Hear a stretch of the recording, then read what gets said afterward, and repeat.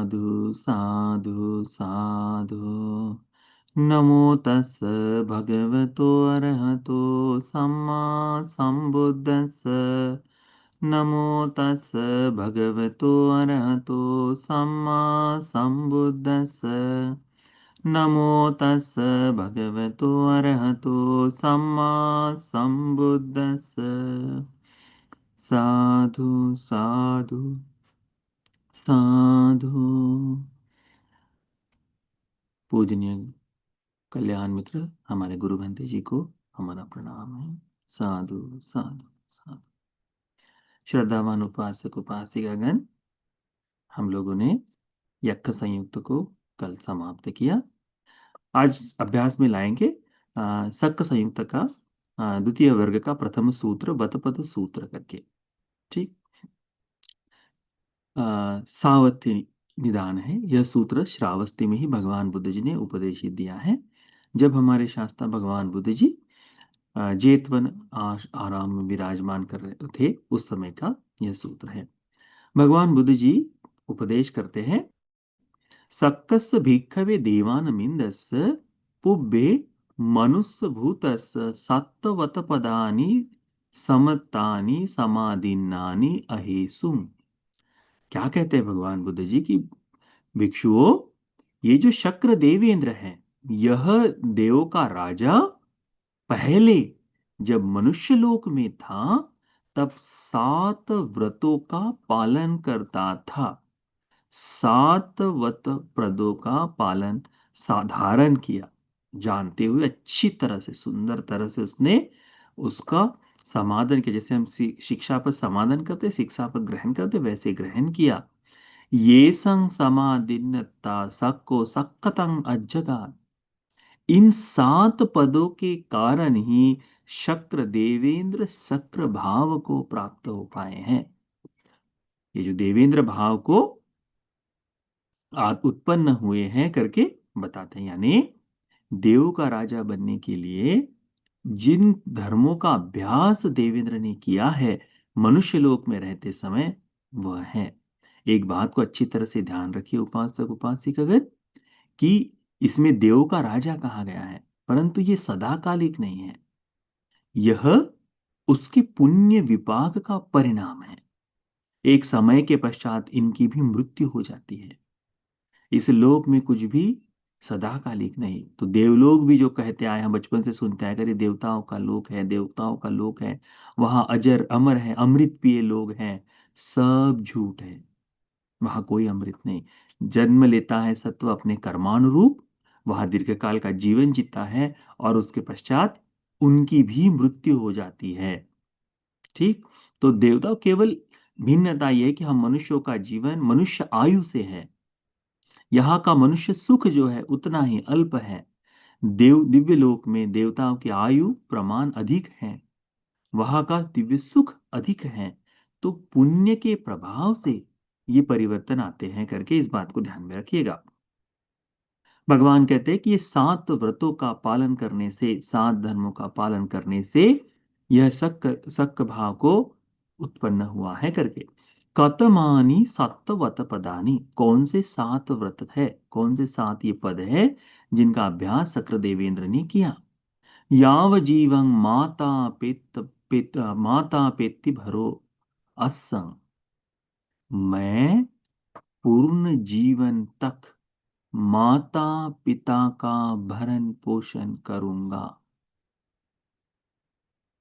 माता पिता की सेवा जीवन भर करूंगा, यह व्रत धारण करता हूं, इस बात को खंडित नहीं होने दूंगा। जीवन भर सेवा, ये पहला धर्म है जो शक्र देवेंद्र ने अपने लिए धारण किया था। कौन सा? माता पिता की जीवन भर सेवा करना। माता पेत्ति भरो अस। द्वितीय है याव जीवं कुले जेठापचाई अस। या पूरे अपने जीवन भर जितने भी मुझसे बड़े लोग हैं उनका सम्मान, उनका गौरव करूंगा। जेठापचाई अस। ज्येष्ठों का सम्मान, तो अपने से घर से अपने अपने से बड़े बड़े लोग जो भी हैं उनका गौरव करना है, उनका सम्मान करना है ना। हम बताते हैं ना, अपने बच्चों को सिखाते हैं कि नहीं, यही बात बताते हैं ना। बड़ों के साथ अच्छे से बात करो, गलत तरीके से बात मत करो, हम बोलते हैं, हम अपने बच्चों को वो सिखाते हैं, और हम बड़े हो जाने के बाद हम केवल बच्चों को बताते हैं, हम उसका पालन नहीं करते। शक्र देवेंद्र, देवेंद्र बनने के लिए जो धर्म काम में आया है, लाभ में आया है, वो ये है कि कुल में जितने ज्येष्ठ हैं उन ज्येष्ठों का जीवन पर्यंत सम्मान किया है। फिर तीसरा कारण है याव जीवं सन्नवाचा अस्तु। जीवन पर्यंत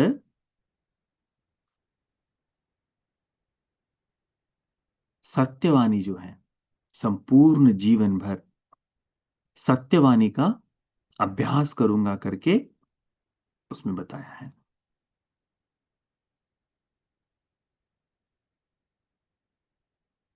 हमारे लिए सत्य आ, एक अलग तरीके का भाव रखता है ना। यानी अभी इच्छा होगी तो सच बोलेंगे, इच्छा नहीं होगी तो नहीं बोलेंगे। अपना लाभ है तो हाँ, अपना लाभ नहीं है तो अलग। इस तरह का, इस तरह का। तो सत्य सन्नवाचा का मतलब होता है मृदु। जीवन पर्यंत मृदु वाणी जो है, यानी गाली गलौज बिल्कुल भी नहीं।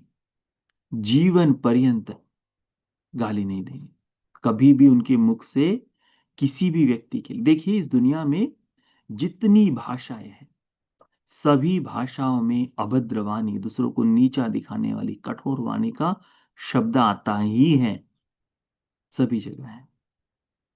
ठीक है, किसी को नीचा दिखाते हुए मन दुखाने वाली वाणी है। परंतु शक्र देवेंद्र ने अपने जीवन में प्रण लिया था मनुष्य लोक में रहते समय कि मैं जीवन भर सन्नवाणी यानी मृदुवाणी का अभ्यास करूंगा। मृदु, बिल्कुल मधुर वाणी का अभ्यास करूंगा, कठोर नहीं बोलूंगा, गाली गलौज नहीं करूंगा। आज वर्तमान में दोस्तों के सामने अच्छा दिखने के लिए कि हाँ मैं तो उसमें मैच करता हूं, मुख से गाली देता है ना। लड़का हो लड़की, इसमें कोई भेद नहीं। अभद्रवाणी का प्रयोग करते हैं क्यों? दूसरों को दिखाना है करके, दूसरों के सामने कि मैं तो बड़ा कूल हूं। नहीं, ये आज तुमको 2 दिन के दिखने के लिए सा ठीक है, परंतु इस कारण से सुनने को मिलेगा।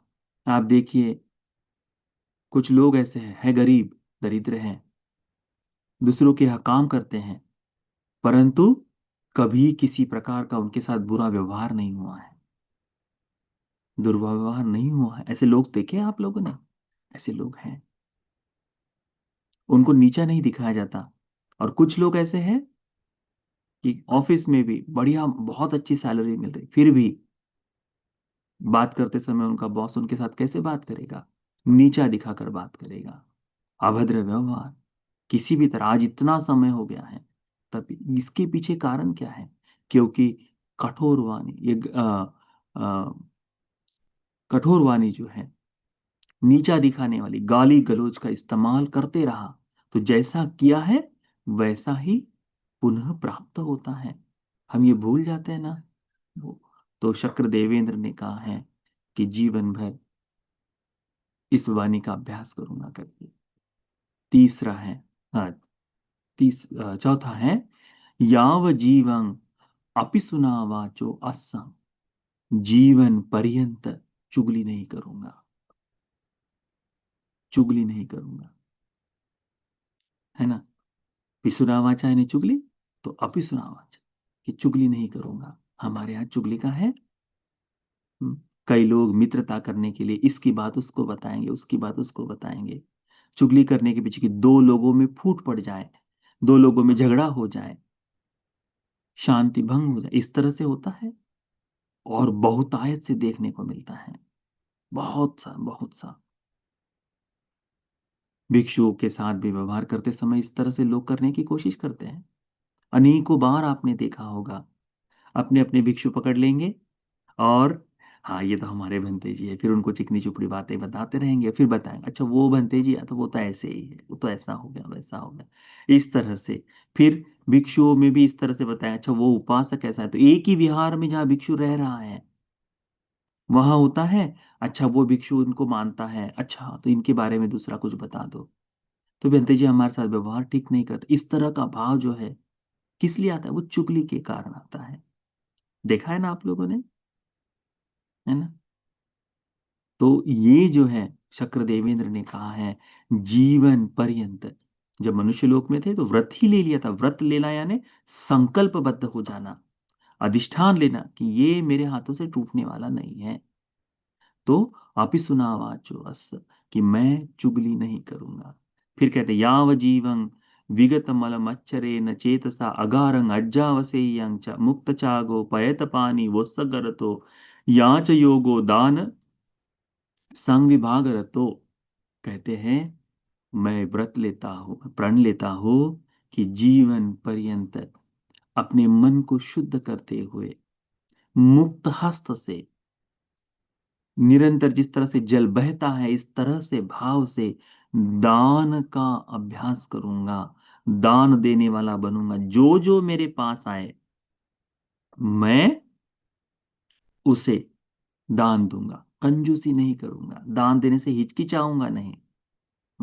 जैसा जैसा मांगे उसका दूंगा। और आ, दान संग विभाग रतो, संपूर्णता से अच्छी तरह से विभाजन करते हुए, परिवार में हो या जहां पे भी हो, वस्तुओं का विभाजन करते हुए ही, मिल बांट कर खाना जो कहते हैं, तो मिलकर बांट कर ही मैं उसका इस्तेमाल करूंगा, इस तरह से व्रत लेते हैं।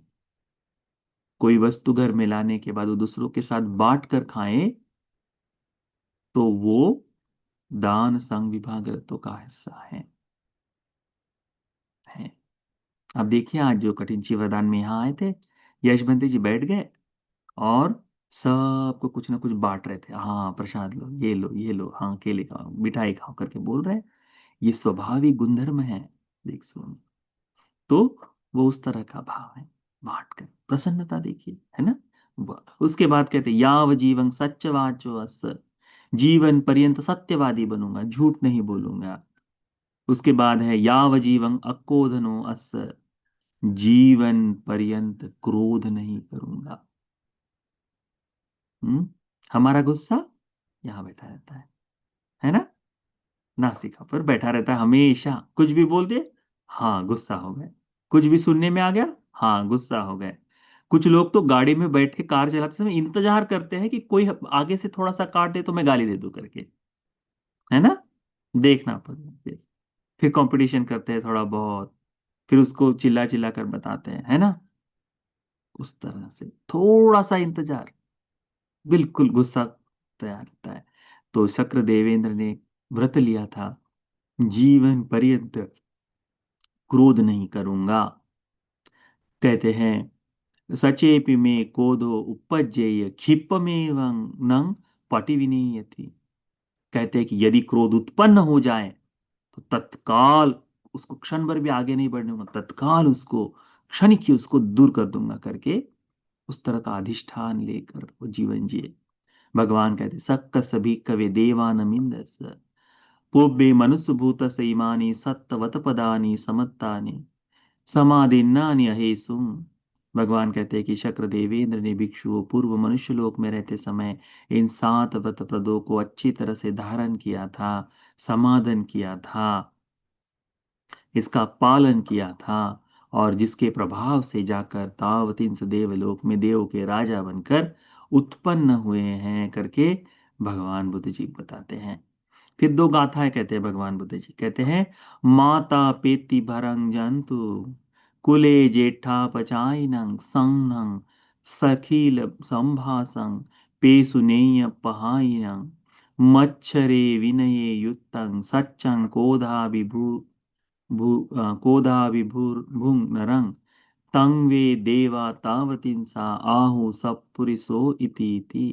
भगवान कहते हैं कि जो माता पिता का पालन पोषण करता है, परिवार में बूढ़ों का सम्मान करता है, मृदुवाणी सार्थक वाणी बोलता है, व्यवहार में निंदा चुगली नहीं करता, जो दान आदि में कंजूसी नहीं करता, सत्यवादी है, क्रोध क्रोध नहीं करता, तावतिन में ऐसे व्यक्ति को लोग सत्पुरुष ही कहते हैं करके। कौन है तावतिन के ऐसा लोग? शक्र देवेंद्र, देवों के राजा वह है।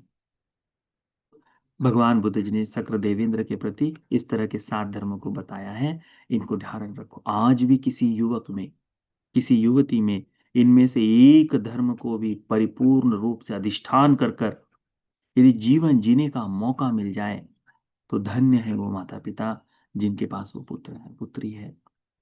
धन्य समझना चाहिए उन्होंने अपने आप को कि इस विपरीत जाने वाले लोक में इन 7 व्रत प्रदों में से एक व्रत का भी अधिष्ठान कर कर जीवन पर्यंत उसकी सुरक्षा में सन्नत है। इसका 7 में से कोई एक का भी अभ्यास पूर्ण कर ले ना, सातों कर ले तो देवों के राजा स्वयं बनना ही है। यदि एक का भी अभ्यास कर ले तो क्या होगा कि देवलोक में बहुत ही स्वागत के साथ उनका स्वीकार किया जाएगा। इस मनुष्य लोक में निश्चित ही कीर्ति कीर्ति फैलेगी। है है वो। इसीलिए इन 7 पदों को याद रखो। स्वयं हो या अपने पुत्र या पुत्रियों को, जिनको भी इसका अभ्यास करने की इच्छा उत्पन्न हो जाए, बहुत ही गौरव के साथ धारण करो। है ना? जिस प्रकार से राजा अपने मुकुट को धारण करके रखता है ना, कैसा उसका देखभाल करता है, राजा का मुकुट है, वैसे ही इन 7 पदों को धारण करके देखो। कैसे राजा अपने राजगद्दी की सुरक्षा के लिए हमेशा लगा रहता है कि कहीं कोई छीन न ले, कोई आक्रमण ना आ जाए उसकी सुरक्षा में। वैसे ही इन 7 पदों में से किसी चीज की सुरक्षा में लग जाओ, अपने जीवन में करो, तो जीवन का कल्याण ही कल्याण हो। ठीक। तो ये सूत्र आप सभी को इस बुद्ध शासन में इन 7 पदों को सीखते हुए इनमें से किसी एक धर्म का या 7 धर्म का अच्छी तरह से पालन करने के लिए, 4 आर्य सत्य को बोध कर लेने के लिए उपकारी हो जाए। साधु साधु साधु।